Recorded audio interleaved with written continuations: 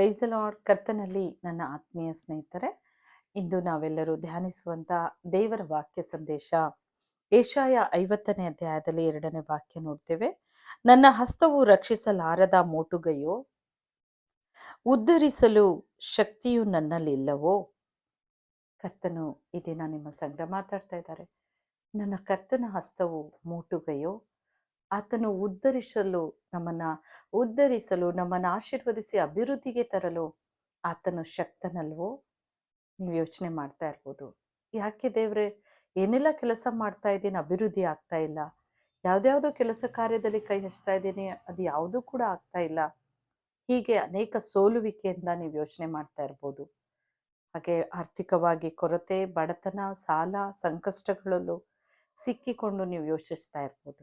ಆದರೆ ಧೈರ್ಯದಿಂದ ಹೇಳ್ರಿ, ನಮ್ಮ ಕರ್ತನ ಹಸ್ತ ಮೋಟುಗೈಯಲ್ಲ, ಆತನ ಹಸ್ತ ಆಶೀರ್ವಾದದ ಹಸ್ತ. ಮನುಷ್ಯರ ಸಹಾಯಕ್ಕಾಗಿ ಕಾಯೋದು ವ್ಯರ್ಥ ಪ್ರಿಯರೇ. ದೇವರಿಂದ ನಾವು ಶೂರ ಕೃತ್ಯವನ್ನು ನಡೆಸ್ತೇವೆ. ದೇವರು ಇರುವಾತನು, ಆತ ಜೀವಿಸ್ತಾ ಇದ್ದಾರೆ, ನಿಮ್ಮ ಜೊತೆಯಲ್ಲೇ ಇರುವಾತನು, ಯಾವಾಗಲೂ ನಮ್ಮ ಸಂಗಡ ವಾಸಿಸುತ್ತಾ ತಿರುಗಾಡ್ತೇನೆ ಅಂತ ಕರ್ತನ ಹೇಳ್ತಾರೆ. ನಾನು ನಿನಗೆ ತಂದೆ ಆಗಿರುವೆನು, ನೀವು ನನ್ನ ಕುಮಾರ ಕುಮಾರ್ತಿಯರು. ಹಾಗಾದರೆ ನಮ್ಮ ದೇವರು ಇದ್ದಾರೆ. ಈ ಬಿಲೀವ್, ಮೊದಲು ನೀನು ನಂಬಿಕೆ ಇಡು. ಮನುಷ್ಯರೆಲ್ಲರೂ ಕೂಡ ತಳ್ಳಿ ಬಿಡ್ಬೋದು, ಮನುಷ್ಯರು ಕೈ ಬಿಡ್ಬೋದು, ಆದರೆ ದೇವರು ನಮ್ಮನ್ನೆಂದೂ ಕೈ ಬಿಡದ ದೇವರು. ಆತನ ಕೈ ರಕ್ಷಿಸಲು ಆಗದೇ ಇರೋ ಮೊಟು ಕೈಯಲ್ಲ, ಉದ್ಧರಿಸಲು ನನ್ನ ಕೈಯಲ್ಲಿ ಆಗಲ್ಲ ಅಂತ ನಮ್ಮನ್ನು ಕೈ ಬಿಟ್ಟು ಹೋಗೋ ದೇವರ ಆತನಲ್ಲ.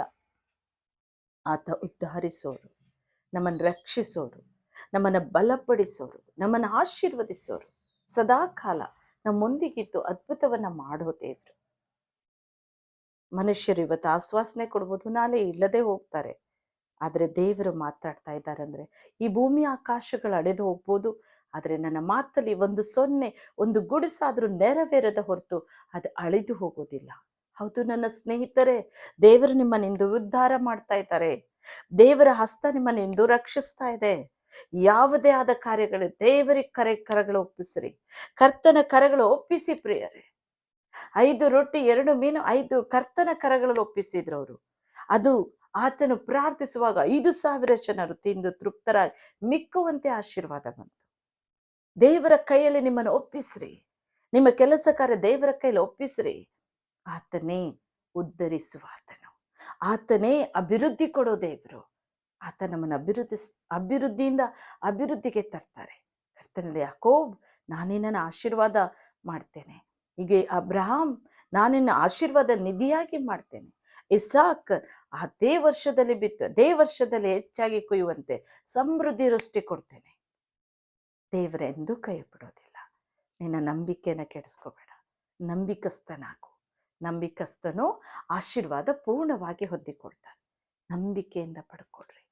ದೇವರು ಈ ದಿನ ಈ ವಾಕ್ಯದಿಂದ ಮಾತಾಡ್ತಾ ಇದ್ದಾರೋ, ಜೀವಿತದಲ್ಲಿ ಅದ್ಭುತ ಮಾಡ್ತಾ ಇದ್ದಾರೆ.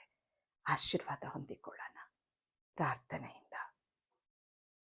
ಪ್ರೀತಿಯುಳ್ಳ ತಂದೆಯೇ, ಸ್ವಾಮಿ, ನನ್ನೊಂದಿಗೆ ಸೇರಿ ಪ್ರಾರ್ಥಿಸುವ ನನ್ನ ಪ್ರಿಯ ಸಹೋದರ ಸಹೋದರಿಯರು, ನನ್ನ ಪ್ರೀತಿಯ ಸ್ನೇಹಿತರಪ್ಪ, ಅವರು ಏನೆಲ್ಲ ಕಷ್ಟದಲ್ಲಿದ್ದಾರೋ, ಯಾವ ಚಿಂತಾಭಾರದಲ್ಲಿದ್ದಾರೋ, ಯಾವ ಅಭಿವೃದ್ಧಿಗಾಗಿ ಕೈ ಹಚ್ಚಿದರೋ, ಅವರ ಪ್ರಯಾಸಗಳು ನಿಷ್ಫಲವಾಗಿ ಹೋಗಿದೆಯೋ ಸ್ವಾಮಿ, ಈಗಲೇ ಪವಿತ್ರಾತ್ಮನೇ ಅಪ್ಪ ನಿನ್ನ ಹಸ್ತ ಚಾಚು ತಂದೆ.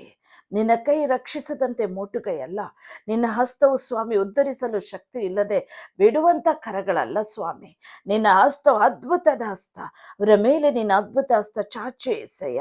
ಅವರ ಕಾರ್ಯಗಳು ಸಫಲವಾಗಲಿ, ಅವರ ಅಭಿವೃದ್ಧಿ ಆಗಲಿ, ಅವರ ವಿಸ್ತಾರವಾಗಲಿ ತಂದೆ. ಇನ್ನೂ ಹೆಚ್ಚಾಗಿ ಕೊಡು ಸ್ವಾಮಿ, ಇನ್ನೂ ಹೆಚ್ಚಾಗಿ ಬಲವನ್ನು ಒದಿಸು. ಯಾರ್ಯಾರು ಅಂಗಲಾಚಿನೊಟ್ಟಿಗೆ ಬೇಡ್ತಾ ಇದ್ದಾರೋ ತಂದೆ, ಅವರ ಸಾಲದ ಹೊರೆಗಳೆಲ್ಲ ನೀನು ಹೊತ್ತು ತೀರಿಸು ಎಸೆಯ. ನೀವು ಅನೇಕ ಜನರಿಗೆ ಸಾಲ ಕೊಡುವಿರೇ ಹೊರತು ತೆಗೆದುಕೊಳ್ಳುವುದಿಲ್ಲ ಅಂದ ದೇವನು.